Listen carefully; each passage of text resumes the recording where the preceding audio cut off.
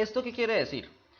Esto lo que quiere decir es que al ser Juan Pablo Castel una persona erudita, una persona conocedora, porque así vamos a definir ese personaje como una persona muy intelectual, pues bueno, empieza la deshumanización. ¿Usted cómo va a razonar todo lo que lo rodea? Porque es que vamos a encontrarnos que el túnel es la razón, me refiero al razonamiento, no a la razón de toda la novela, sino es el razonamiento de una persona ante todo lo que lo rodea.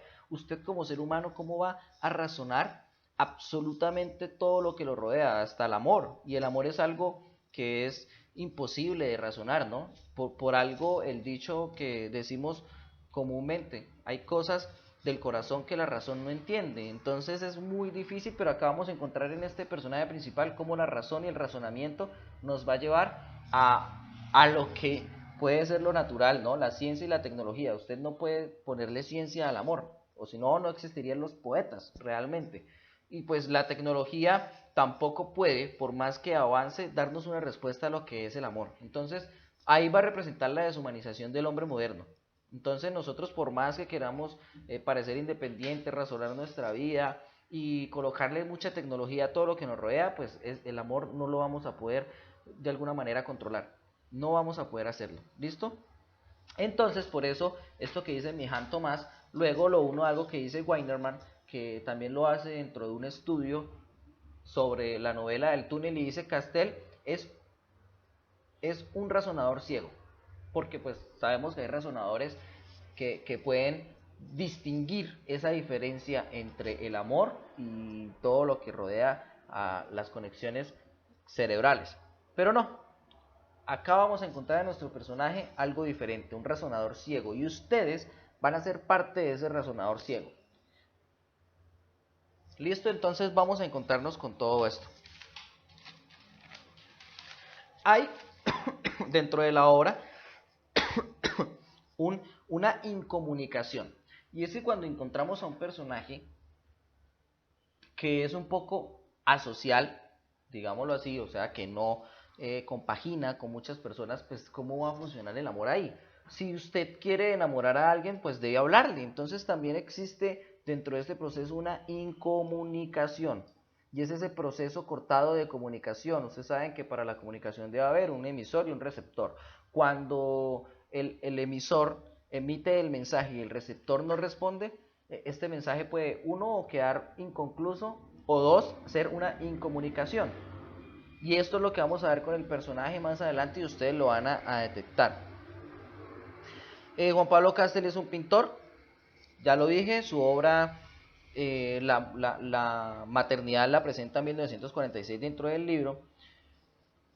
Y pues dentro de esta pintura van a hacer todo el desarrollo de la novela. Es corta, es una novela corta, es considerada una novela corta, son solo 150 páginas, y a pesar de ser 150 páginas, esta novela pues también tiene la letra un poco grande, los capítulos también están bastante divididos, entonces vamos a encontrar cosas interesantes. Bueno, y estos son nuestros primeros aspectos sobre la novela. Y de esto es lo que quería hablarles hoy, sobre la primera impresión que vamos a tener de la novela, sobre qué pueden encontrar en los personajes y realmente cuál es la significación de el túnel. El hecho de que la novela se llame El túnel y encontremos un personaje que tiene un razonamiento excesivo, cuasi ciego, pues ya imaginarán ustedes analíticamente dónde está el túnel de las personas, pero esto lo iremos hablando más adelante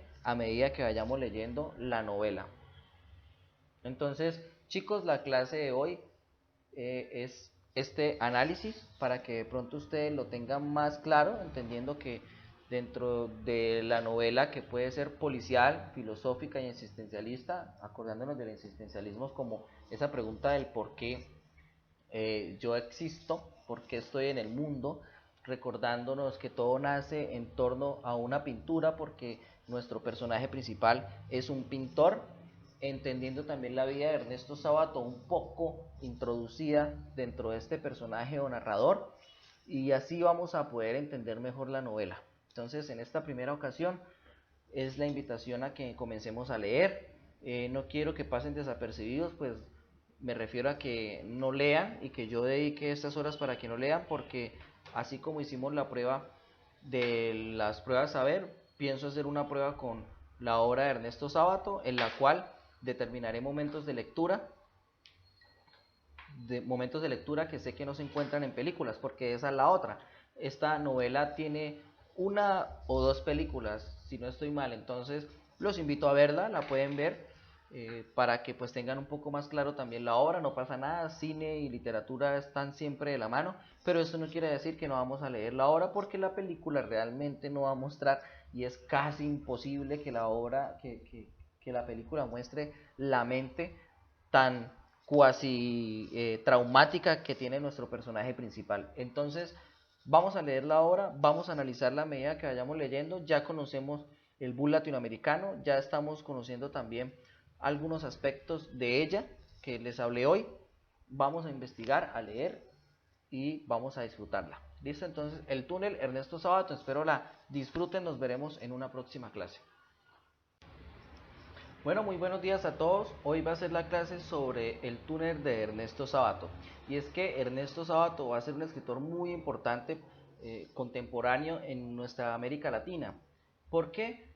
Primero porque es una persona dedicada a trabajar la historia del ser humano desde la ética. Entonces vamos a encontrar dentro del túnel y dentro de muchos libros de él muchas de estas concepciones filosóficas que él tenía sobre la vida y el actuar del hombre. El túnel de Ernesto Sábato va a marcar un factor importante dentro de la literatura, hablando sobre la filosofía y concepciones que ya se habían olvidado en la literatura, y una de ellas va a ser el humanismo del Renacimiento, y otra va a ser el existencialismo, que luego vamos a hablar de ella. Entonces vamos a hablar un poco sobre Ernesto Sábato. Ernesto Sábato nace en Argentina en 1911 y muere en el 2011, a 5 meses de cumplir los 100 años, a los 55 días de cumplir 100 años, muere. Intentaron de alguna manera mantener vivo a Ernesto Sábato para homenajearlo en todo el mundo por sus 100 años de vida y obra, pero pues fue imposible. A pesar de ello, muchos médicos decían que pues ya se encontraba en un estado deplorable de salud y que ya se encontraba sufriendo.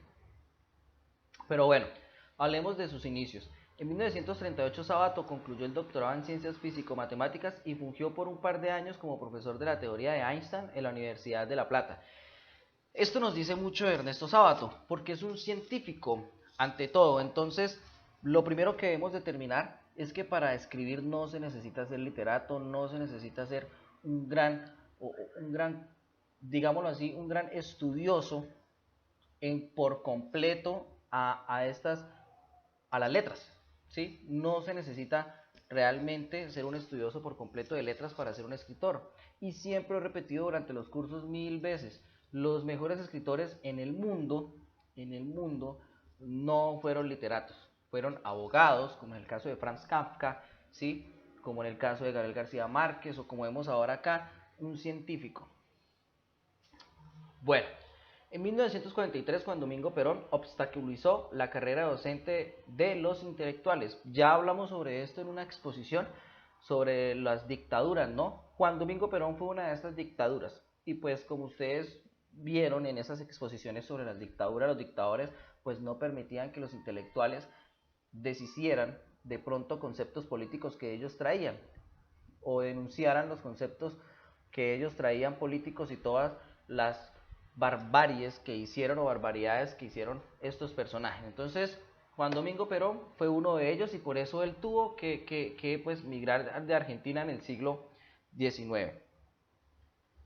A la edad de 13 años partió solo hacia la ciudad de Plata para ingresarse en el Colegio Nacional de la Universidad de La Plata. En unas entrevistas que le hacen a Ernesto Sábato, él dice que eso va a ser muy importante, y por eso lo quise colocar acá dentro de su pequeña biografía, al menos de lo que vamos a tratar hoy sobre él. Y es que él dice que esa soledad, porque él tuvo que irse solo sin sus padres a cursar estos estudios, estuvo solo, esta soledad está marcada en todas sus obras, y más adelante lo vamos a ver en los personajes de él. Entonces Podemos decir que Ernesto Sábato es un argentino, científico, autor, un hombre político, y por esto Juan Domingo Perón realmente lo expulsó, lo quiso sacar a él. Además que era comunista y ferviente. No estamos hablando de un comunismo de pronto no tan promulgado. Él sí lo promulgaba, de por sí hizo parte de algunas escuelas comunistas, y hubo un momento en que tuvo dudas de esta filosofía, pues el mismo Partido Comunista lo envió a que aclarara sus dudas y le pagó ciertas clases. Entonces era una persona que en estos momentos de dictadura ser comunista pues era bastante complicado, y él tuvo que pasar por algunos que otros tropiezos. Nació el 24 de junio, ¿sí? Conoció a los surrealistas.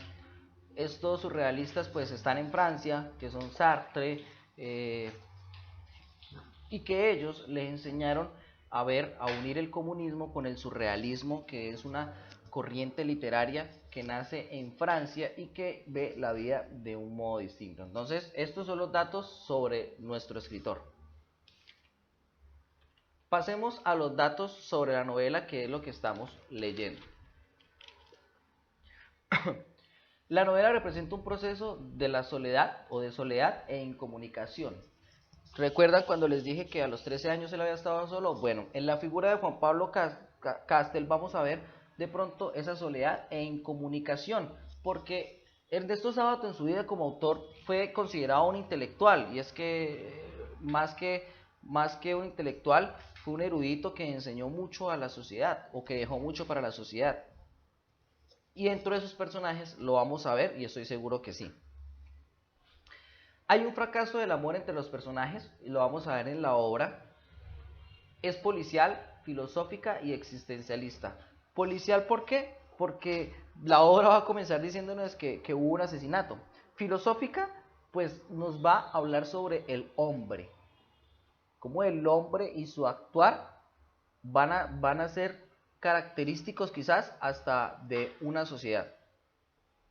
Y existencialista, pues bueno, el existencialismo fue una corriente filosófica que tuvo origen en el siglo XIX hasta el XX, y se caracterizó por el análisis de la condición de humano y de libertad y la responsabilidad individual. ¿Qué quiere decir esto? Que después de las guerras, pues la gente empezó a preguntarse, ¿y ahora qué? Yo. O sea, ¿a qué vengo a este mundo? ¿Por qué estoy acá? O sea, después de pasar la Segunda Guerra Mundial, ver cómo mataran a toda mi familia, pasar un frío tremendo, aguantar hambre, casi estar en los huesos, y de la nada entonces el país resurgió, ¿sí? Entonces, ¿quién soy yo? O sea, ¿para qué estoy acá? ¿A qué vengo? ¿Cuál es el propósito? Y ahí es donde empieza esa literatura existencialista, que es un poco pesimista, ¿no? Realmente va a ser un poco pesimista. Bueno, del existencialismo lo vamos a ver más enmarcado en Juan Pablo Castel, ¿listo?